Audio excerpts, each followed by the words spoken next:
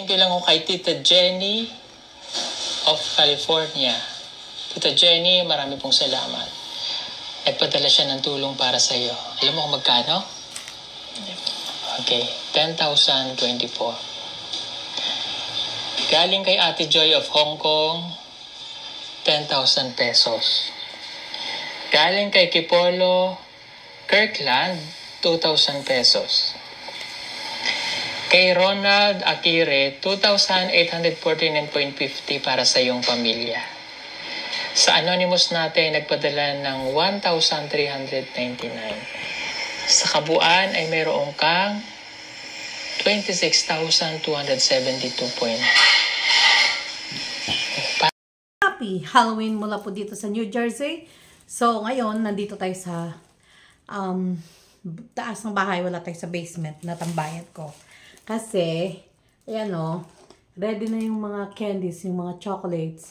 Para pag mga tok na yung mga bata na mag-trick or treat, nandito tayo para marinig natin. Anyways, so,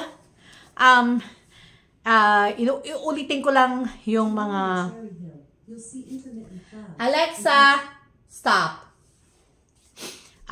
Yung mga nagbigay ng tulong kay Krishna, kahit hindi tayo Pugong Biyahero Team, pero dahil sinusubaybayan natin ang buhay ngayon ni Krishna sa piling ng Pugong Biyahero Team, kaya ulitin ko lang yung pasasalamat sa mga nagbigay ng tulong kay Krishna. Okay? Nasyak siya. Anong gusto mong gawin dun sa pera?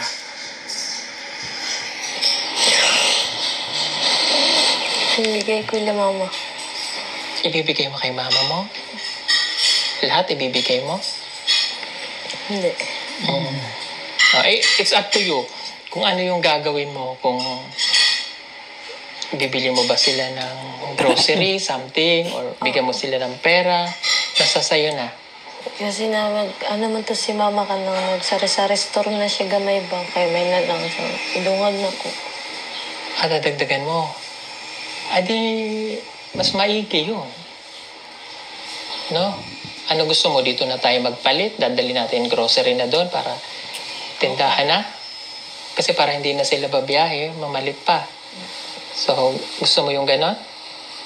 Okay. Wise yung naisip niya kasi dun sa Damilad, although may tindahan, pero may gamay-gamay na tindahan para madagdagan daw. So, kabalo ka naman kung ano yung mga kailangan ng mga tao doon. Pwede sa Philcris, or NCCC. Ayan.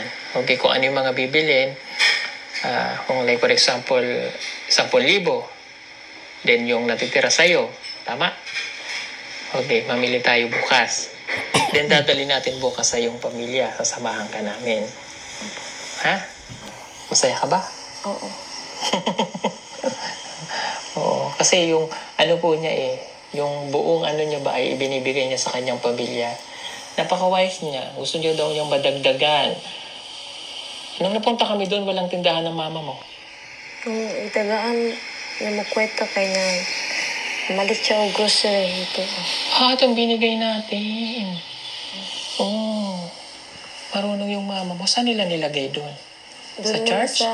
Doon muna sa loob. May nagabili na doon. Mayroon. Okay. Sige. Di i-chat mo na lang mama mo mamaya kung ano yung...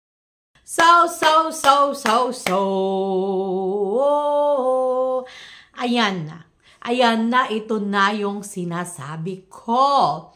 Na paulit-ulit kong sinasabi, pero meron pa rin yung mga nang o-cry, nang babash, ng kung ano-anong mga comment, na negative na mga sinasabi, sa sinasabi ko na dapat pinagyayaman ang mga tulong na ibinibigay ng Pugong Biyahero Team or ng mga sponsor sa pamamagitan ng Pugong Biyahero Team palaguin para hindi ka laging umaasa sa mga nagcha-charity vloggers at nang sa ganun kasi they're not gonna be there your whole life at nang sa ganun is mapagyaman mo yung binibigay sa'yo and then hindi ka nagiging dependent masyado and then kagaya ito yung sinasabi ko. Na tapos may mga nang-ookray na sabi, si Nanay Lorna, gano'n. Oh, example lang yun. Na sinasabi na, bakit walang pinag-aralan yung tao? Paano niya alam pag sinasabi kong dapat pagyamanin? Ito yung example. Kagaya yan, yung nanay ni Chris na, o yung unang binigay na tulong ni Sir Paul sa kanila, na pera, anong ginawa? O, ayan, nagtitindahan kahit maliit lang. Oh, ayun ngayon, may dagdag na naman sa kabutihan ng mga sponsors, si Miss Joy ng Hong Kong. Kilala na natin siya kasi lagi siyang nagko-comment sa mga videos, sa mga reaction videos natin. Kaya, hello Miss Joy of Hong Kong, shout out to you.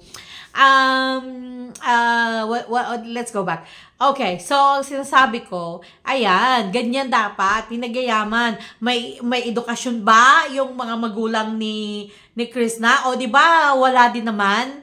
You know, kaya hindi reason yung wala kasing pinag-aralan. No. Kasi sa amin, yung mga magulang ng mga tiyahin ko, for example, hindi naman sila nakapagtapos mga elementary lang. Yung isang ang lola ko, grade 3 lang. You know, so, pero napagyaman nila kung anong meron sila, napadala nila ang kanilang mga anak sa school, and then kami na yung mga apo nila, napadala kami sa school. Ganon ba? So, hindi pwede yung reason na walang pinag-aralan, taga-bundok. No. Taga-bundok din po kami. Hindi po yung pwedeng rason. Kaya yan, ito yung sinasabi ko. Very, very, very basic example. Ang magulang ni Chris na, the moment na meron silang binigay na pera sa kanila ni Sir Paul, sa totoo, hindi naman kalakihan yun Wow, how much was that? Was that 10,000? I can't remember exactly. Anong ginawa? Ayan, namili na. Kasi ganito yan. For example, bibili ka ng ibibenta mo na kahit anong bagay pa yan, na worth, let's say for example, 10,000 pesos. Tapos, yung 10,000 pesos mo yun, let's say, for example, na kumita ka ng 50 pesos a day. Yung kita mo na yun yung malinis na. Tapos, for example, ang expenses nyo na sa maghapon, pagkain, and all that is 100 pesos. So, yung kinita mo na 50 pesos, ikumpara mo doon sa budget nyo na 100 pesos, 50 pesos agad, nakuha na mula sa yung kita. So, yun. So, ngayon, kaya yung 10 pesos na yun, na, syempre, alam naman natin kung nasaan sila.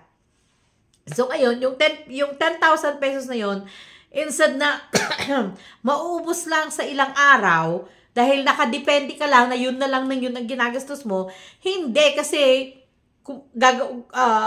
gumawa siya ng tindahan, so kikita siya na kahit konti lang yung kita, at least may stretch yung pera. You get what I'm saying? May stretch yung pera. Ngayon, kung mas pa sa expenses mo ang kita mo, may maiipon ka. Nagte-text ang asawa ko.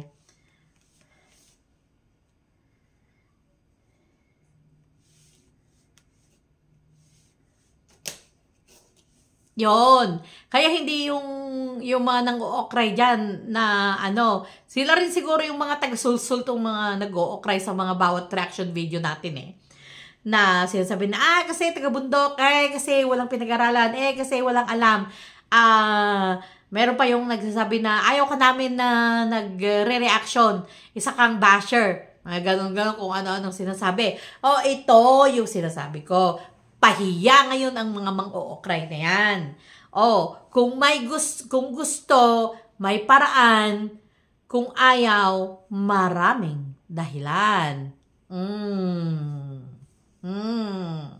Yan. Anyway, so yun. Kaya, talagang karapat-dapat na tulungan ang pamilya ni Chris na talaga si Chris na. Leslie, ang inisip niya agad is itutulong niya sa magulang niya. Ganon dapat ang mga tinutulungan ni Sir Paul. Dapat yun ang iniisip na gawing inspirasyon ang kanilang mga magulang na huwag na nilang danasin ang dinanas ng kanilang mga magulang na hirap. Kaya dapat mag-aral, magsumikap at yung mga ano naman dyan na binibigyan ng pera, palaguin.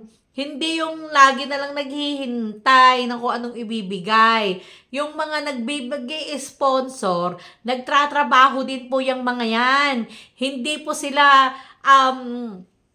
pinanganak na mga milyonaryo. Dumaan din sila sa pagtratrabaho, pinalago nila kung ano yung pamumuhay nila. Kaya yung mahiya-hiya naman dapat, yung mga gusto na lang maghintay na lang what do you call this? Suporta mula sa kanilang mga sponsor. Wag ganon. But anyway, yan. Kaya ang saya-saya ko talaga nung napanood ko ito, actually, bago ako pumasok, napanood ko na siya, kaya in-stop ko kasi papasok na ako para hindi na ako late. Ngayon, pero napanood ko na yung part na sinabi na ni Chris na nagbili na ng mga paninda, gano'n, tapos ibibigay niya para madagdagan yung paninda. Yung mga nakakatuwa talaga. Yun, alam niyo yun, yung excited ako na mag-reaction, excited talaga ako umuwi na mag-reaction. Gusto ko na talaga mag-reaction sa trabaho, kaya lang super busy talaga ako. Like, as you know, wala ako dito sa US ng ilang araw at maraming mga na-stuck na trabaho na dapat ko gawin. At ayun I was super excited talaga na isa na naman to na patunay na may mga tao talaga na dapat tulungan. Kumbaga sila yung mga matatabang lupa na dapat pagtamnan dahil yung itatanim mo magbubunga. Meron yung mga talagang meron yung mga lupa na kahit paanong gawin mo, hindi mamumunga yung itatanim mo. Anyways, so yun. At isa pang part na sa part pa na medyo bandang huli na sinabi ni Sir Paul nung habang kumakain sila about yung timing na nakita nila si Chris na ito talaga yung paniniwala ko. Lalo't-lalo na at sila, yung nanay ni Chris na is nakatira sila sila nagbabantay sa church, and I'm pretty sure na kasali sila na pinapanalangin ng church kasi syempre nakatira sila doon. At ayun yung yun yung I believe, malaki ang paniniwala ko na divine intervention na tinatawag, na talagang itinalaga na magtagpo si Sir Paul at saka si Chris na the right time at the right place. Kasi talagang meron doon yung tinatawag na divine intervention, ang pakikialam ng langit sa tamang pagtatagpo para nang sa ganon is maging sa totoo lang sa buhay ni Chris na mula nung pinakita ito, marami na tayong nakita na mga nagiging positive result, no? Unang-una yung nakita natin na ang isang talagang may pangarap sa kanyang pamilya, hindi namimili ng trabaho, nag-uuling siya, nagbubuhat ng mga mabibigat na kahoy, and then yung tsahin at tsuhin niya, na yung itsura ng bahay nila, nabigyan ng tulong, at ngayon ay papatayo na nila ang kanilang bahay na kahit yari lang ito sa kahoy. Again, that thing, you see that thing, na the moment na nakatanggap sila ng pera, binili na agad nila ng mga kahoy at inumpisahan na agad nila ang paggawa ng kanilang bahay. Kasi yun ang matinding pangangailangan nila bahay. Kaya yun ang, alam nyo, yun yung inuna nila. And then, also, because of Chris na nagkaroon na ng nagkaroon na ng more na lumalawak yung